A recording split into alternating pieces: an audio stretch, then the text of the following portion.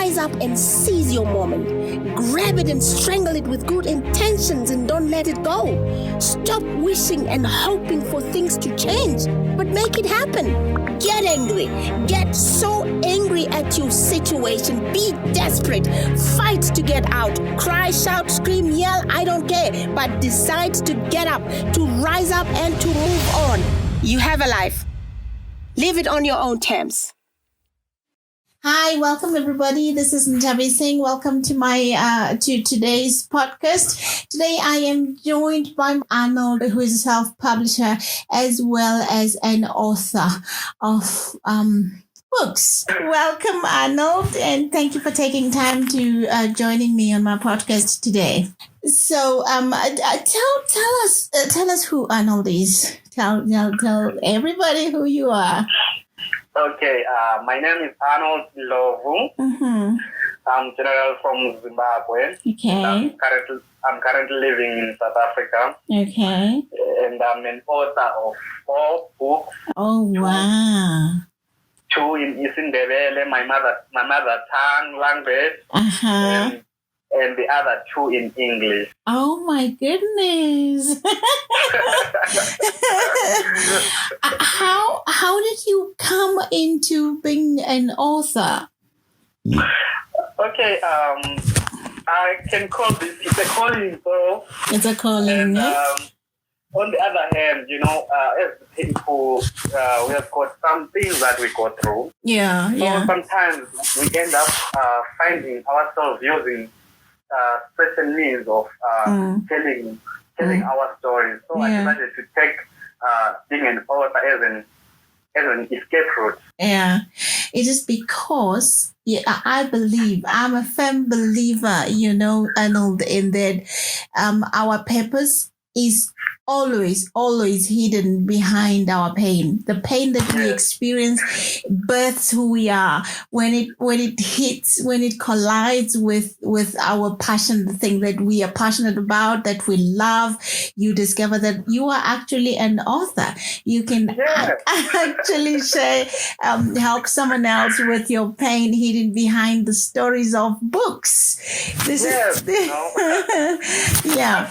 Tell me let's talk about relationships. How do you start your relationships with your friends, new people that you meet, wherever? How easy do you find it, and how do you do it? How do you go about it? Because I am asking, many people don't know how to relate. Many of us, I have suffered a lot in that area. How do you do it?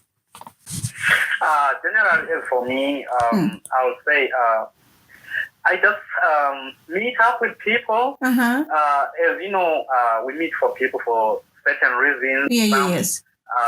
They come for a short period of time. That's for true. A long period of time, That's true. But as for me, as an author, I found myself relating greatly with my fans and even some ordinary people, Yes. and at the end, we turn up to be relating very well. That is wonderful. That's what I like when you say that people come for a reason and for some time, for a season, because often we don't expect people to leave, we just want to hold on to them, and we don't understand the reasons why people come into our lives, and so when they leave we get hurt. And then we can't let go of them. I like that you say that you understand that people do come for a reason, and for a season. So understanding, when the season is over, to say goodbye and not try to resurrect a dead relationship. In relationships, whether it's with friends, family, or anybody. There is conflict. You can't avoid it. Always. You are going to have to deal with conflict or one kind of, in one way or the other. How do you resolve conflict? As for me, I bottle things. Mostly. Really? I really bottle things. And, when I'm alone, I just process them. And I find myself lost Wow. I just find myself lost. Or sometimes when it's physical, I just find myself walking out, Oh, you walk. Yes. Yeah, I just walk out. Yeah.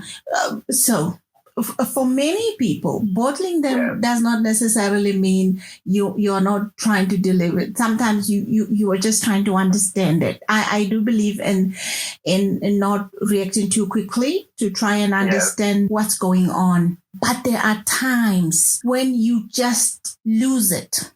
Yeah. We are human beings after all. Exactly. I'll call it that, like a sort of a moment of madness, like. Exactly. Especially when things have been going on, and you have tried and tried to be in control, and at that moment when you can't take it anymore. Yeah. And you just go all out and express like a bomb, so much anger. When that happens and you realize that you are saying things that you really did not mean to say, or react in a way that you didn't mean to react, and how do you then resolve that? Especially if these are people that you really need in your life, like your family members. How do you deal with that? Okay, as a cultured person, and the way I was raised, like I was taught to apologize mostly. So I find myself like after some time, when I see that we have already cooled down, I humble myself and try to mend whatever I destroyed, since I'll be needing that kind of a person in my life. Because sometimes even with your best intentions, sometimes you just go out of your just out of control. It is important to apologize and to realize that you have contributed somehow. Even if people have hurt you and done all sorts of things to you, and your reaction to it often is to look back and say, okay, I shouldn't have reacted the way I did, and you apologize and take responsibility for your part. And often you really can't do much about what the other person has done, because if you try too hard to try and say, you owe me an apology, you should apologize, you get stuck there. Or sometimes you get those poor apologies of, okay, I'm sorry then. Move on. That kind of apology, That hurts. Yeah. Okay. So when you are in a relationship with anybody, your girlfriend, your friends, or say a new publisher, or you have a new client. So a relationship is anything that involves people. Yes. How do you make sure that you maintain a good relationship with them? Mostly, as for me, like since I was built by some other people around me, so the people that I invite in my life, I make sure that I teach them something.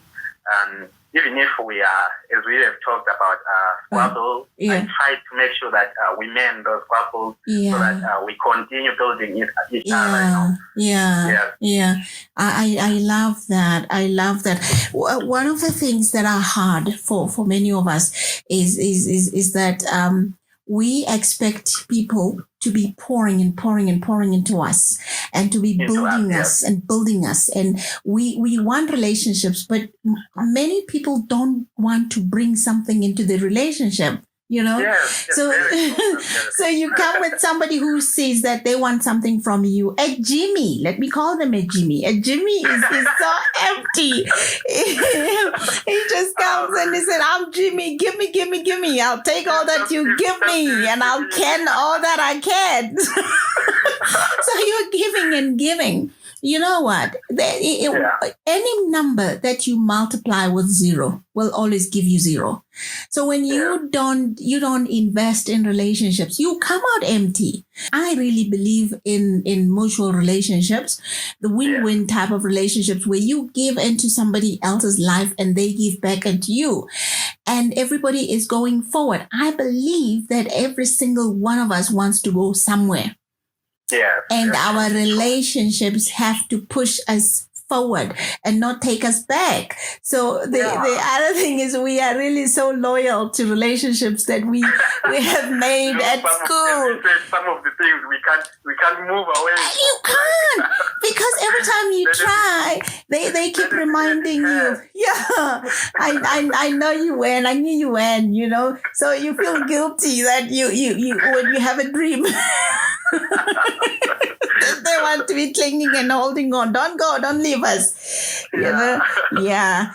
Growing relationships is a very, very hard thing, and it has got to be done. One of the things that we don't really realize is that no old people has to be investing in a relationship with a child.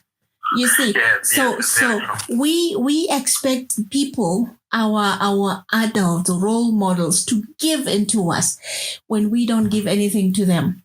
You know, we've lost protocol of that completely.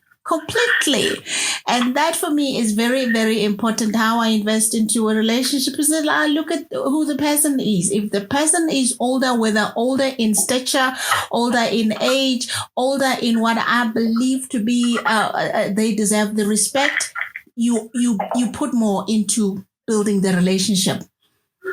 Instead of them now putting more into your relationship. I think that is where we have missed it a whole lot, and that is the part that really hurts me mostly. Like the relationship thing, it should be like a mutual thing. It should be a mutual thing. Everybody has to win. Everybody has to win. A win-win situation. Exactly, Arnold. Okay. Even with our best intentions, relationships do come to an end. Yes. You realize that you really can't keep going forward with the people, with relationships. Sometimes it is family members. We really have this belief, which I believe it is a wrong belief, that we have got to be dragging our family members with us, even when we can't, you know, even when they don't want to be going where we are going, even when they are hurting us. You know, if you have an uncle somewhere who is so toxic that you know those uncles where you meet once a year, and they say such painful things. I have an uncle who everybody would, at the funeral of my brother, everybody was saying such nice things. I don't think my brother was all that, but everybody was saying, "Oh, rest in peace," and "Oh, he was such a good boy." Of course, some of them are lies, but when a person is dead, why do you judge them? Oh, my uncle, he said, "I hear people lying here." Yeah, people lie about this dead person. They just find themselves lying. Yes. So when a person hurts you like that, you forgive them and you move on. But there's a time when you have to deal with somebody who is continuously hurting you, belittling you, crushing you. You decide that I really can't continue. So when you have come to a decision that it's done, how do you deal with the guilt? Or what comes first is the guilt, mostly, of people who will say, how can you leave your family? You know, how can you move away from people who have done this and that to you? How do you deal with that? The guilt of it. You know, sometimes it's important, like when you find something toxic, like it's killing you. Like I think it's good, like to move away from that. It's really good, like to move away, because at the end it will hurt you. It will hurt you, and sometimes maybe you'll never wake up out of it. Yeah. I have found that for me, the thing that had been the biggest problem was the guilt of it. When I decide that this relationship is really, really not doing anything for me and I leave from it, I decide to really close the door and walk away. There will be, maybe the person you're leaving will understand, but there will be other people who will be so loud about, how about this person did this and did that. You see, Then they come. And say, "How did the relationship end? What happened between your friendship?"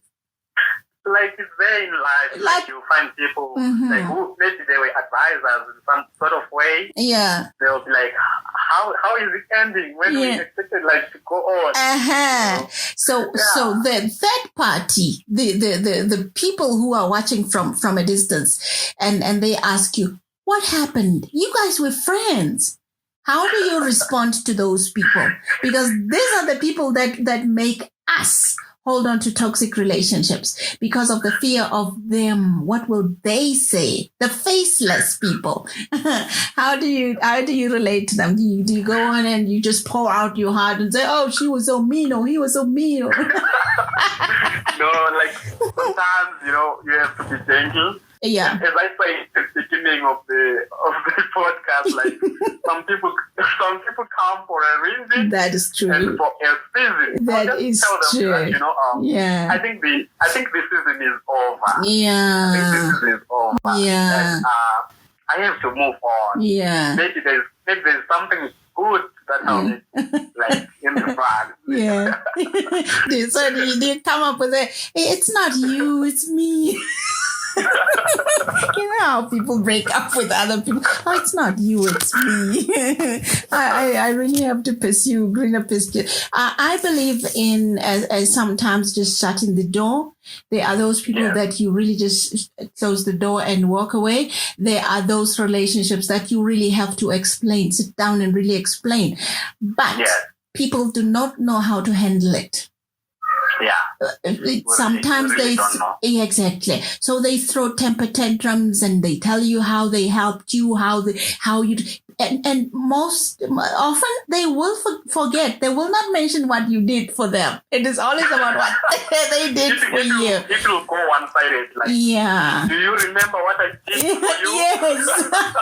I bent over backwards for you. And you are sitting there thinking, "Oh, what about what I did?" Yeah. I really believe that when they come to ask what happened, it is none of their business. But you should really be careful of bringing bringing the other person down because somebody could be watching how you end your relationships. When you crush the other person and say, "Oh no, they were this, they were that, it's a stone on you. It could be a stumbling block for your next relationship, or it could be a massive downfall for how you are perceived as far as how you end your relationships. You need to end them in a nice way and know that you are going to have to respond to them as far as what happened. But the details are none of their business, but you do not have to crush the other person, even if they hurt you and you're still bleeding. I know. Yeah. I really know. Yeah. What are you working on right now? Tell me what you are doing right now. We all are curious. Okay, currently I'm working on a book, and it's in development book. I'm aiming to publish it by the end of this lockdown. I don't know what's going to happen. And when it's ending, but I'm really focusing on publishing it. And there's also I'm venturing into script writing, movie writing. Oh wow! And, I'm almost done with that, and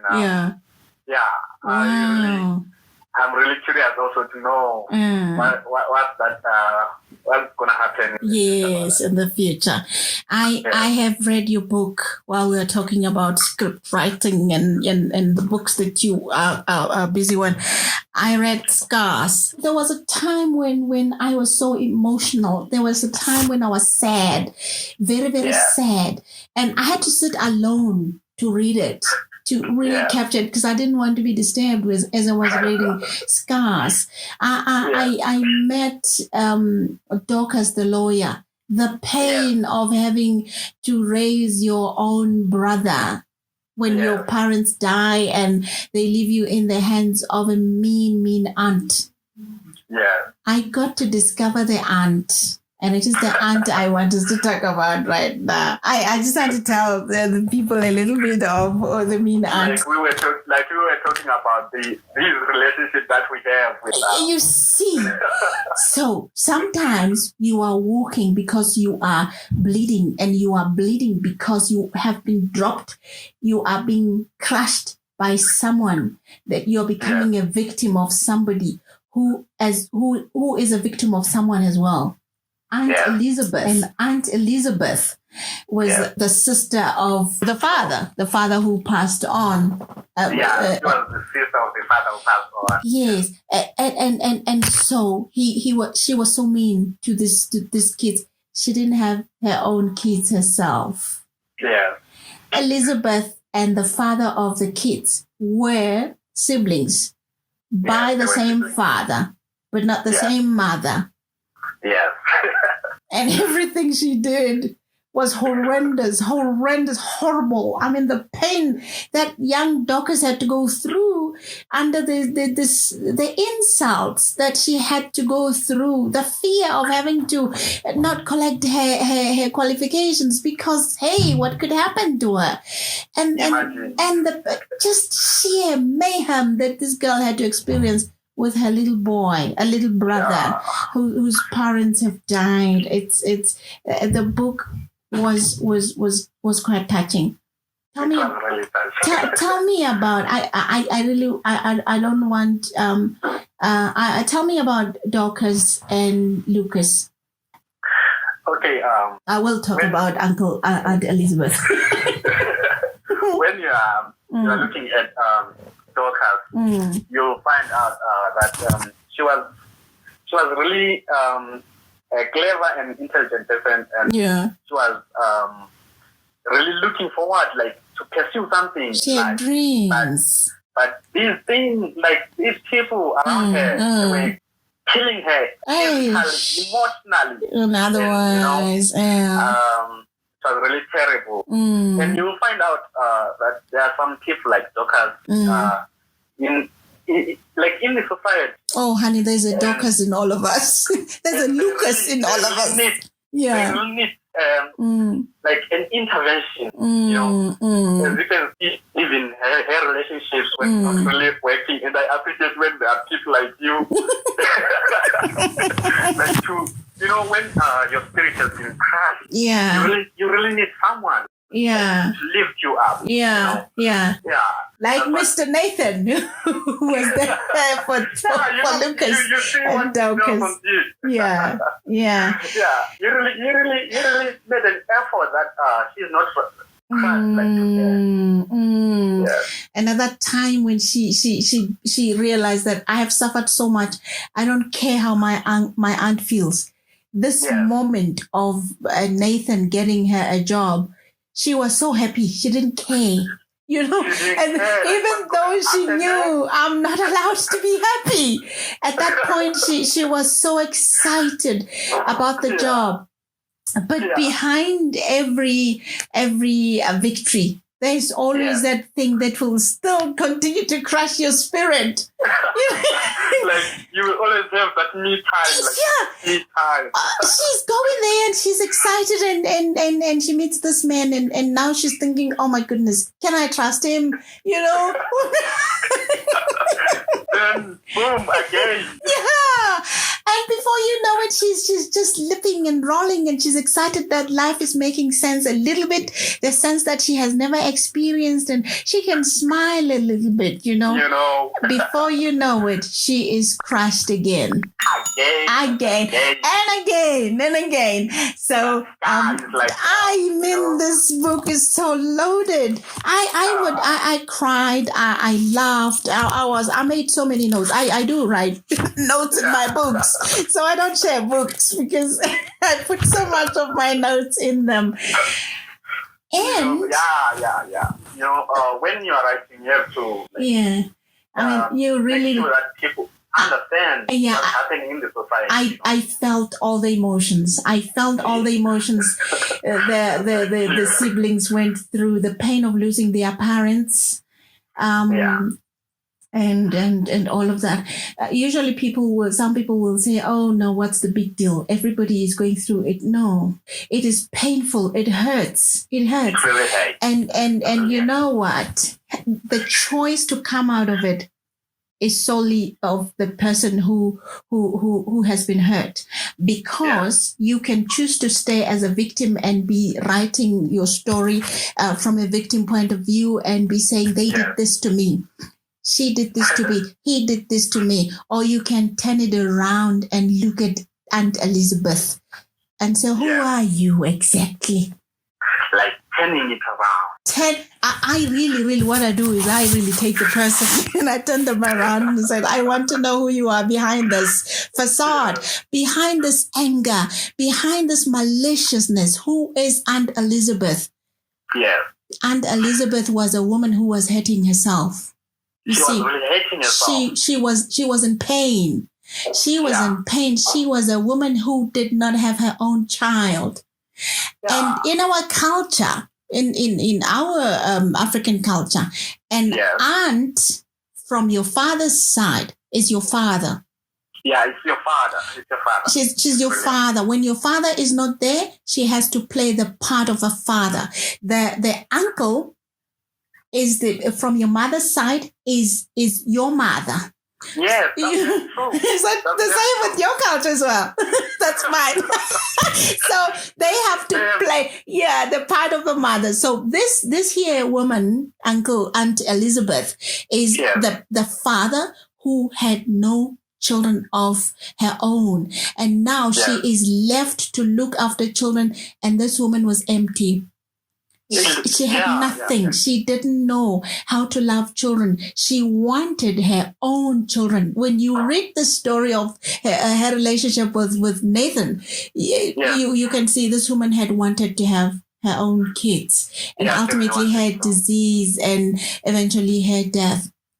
But it is when you look at the pain of the person that you understand that there is no way a person like this can love me. Yeah. I am bigger. I am better.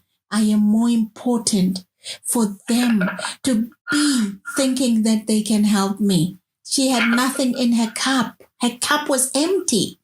There was no love in her. So there was no way Aunt Elizabeth could love the two siblings. Dorcas and Lucas were lawyers in the making. They were going to be representing and advocating for people like Aunt Elizabeth. Imagine. I just love. In the end, they did it. They did it. I think you are the most amazing. I just loved the book. I just loved it. It was, and I was hoping there is a happy ending for the suffering that they went through. And boy, was I excited to come to the end of the book and see that happy ending. I was really excited about it. I was real. I had to show that even sometimes through a lot. Sometimes you can sit at the corner of your house and just reflect. Smile.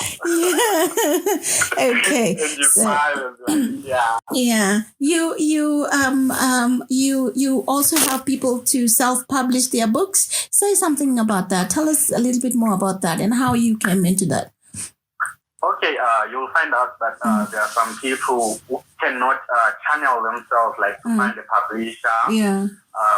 I find myself like helping them on editing, because I'm an editor myself, editing and making sure that their work, not like they don't sleep on top of their work, like they put it out there to the people. So I help them like to publish their book.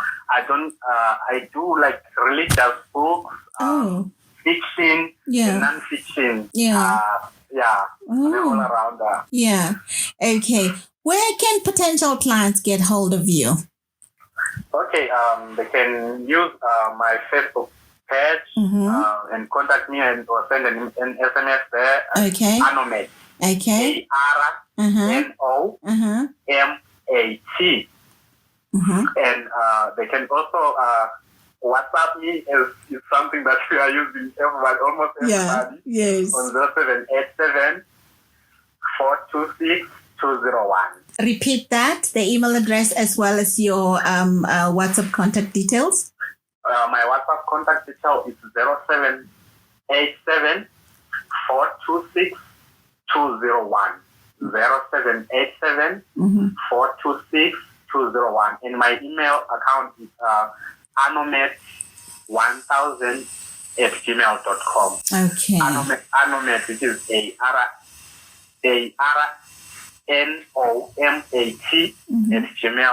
at 1000@gmail.com. Okay. Do you have a favorite author, since you were an author yourself? Yes. I've got my favorite author. Who is it? Who is she? It's a lady from America. She's called Daniel Steele. Oh my goodness, I used to read so many of her books back in my day. She's really good, She is, yeah. Which like is when I read her books, I just feel like I just feel uplifted. Yeah. Start writing again. Really? Wow. She just writes about love and relationships. Yeah, I used to read a lot of her books and Sidney Sheldon as well. Oh my goodness. She's really good. Yeah. She's good. Yeah. Yes. Wow. So, and what is your favorite quote or saying, whether it's from one of her books or any quotation that you like? Okay, I've got my favorite quotation is from myself, Arnold Ndlovu. Tell us. It says, let the scars within us motivate us, not to entirely destroy us. It's in the book as well. It's in the book as well. Yeah. Yes, it's in the book, Scars. Somebody out there has a story. They are looking down at themselves. We always look at people who appear to have made it in our eyes, who seem to be all that, right? Because we don't know the real people. We just see what they are giving us. There are human beings out here. There are human beings down here, people who are trying to be putting down a line from their book, who do not know how can I do it. I always say to people, stop journaling on social media. Yes. Write a book. I am telling you, write your pain in the book. The minute you put it down, it is not painful anymore. You start healing. The minute you take it out, you start seeing these people. This is what my book Provoked is about, It's got lots of painful stories in it. But it also has lots of a different perspective of how I had to turn around my Aunt Elizabeth and see the real person behind it, so that I can be able to move on. Otherwise, you really, you are fighting a child, you are hating a baby. There are many babies out there. Some of the people who have hurt us, like our parents, if you really go deep into who they are, you will realize there's a 12-year-old boy in my father. There's a 2-year-old girl in my mother. And this person is not able to be a parent to me that I want them to be. They are still looking for a parent themselves, you see. And you realize that my loving them is actually more important than them loving me. You start thanking them for the 23 chromosomes that they have given you. You said, you know what, thank you. Yeah. From a Christian mother, sister, everything, I want to say to all of you who are listening out there, we have treasure in our earthen vessels. This is the treasure that Arnold has, that he has converted into currency. This currency is the books that he is writing from his pain, without crushing anybody, without belittling anybody, he is helping someone. It is important to not die with the treasure that is in you. Convert it into currency and leave off of your pain. Leave off of your pain. As Arnold says, let the scars within motivate us not to entirely destroy us. He actually says it as a command. He says, I command in the book Scars.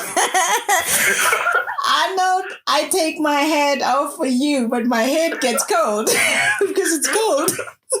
Thank you. Thank you so much for taking time to chat to me. I will talk to you again sometimes. Everybody, all my love to you guys. Keep well, keep warm. We are still in lockdown in beautiful South Africa. We love you. Goodbye.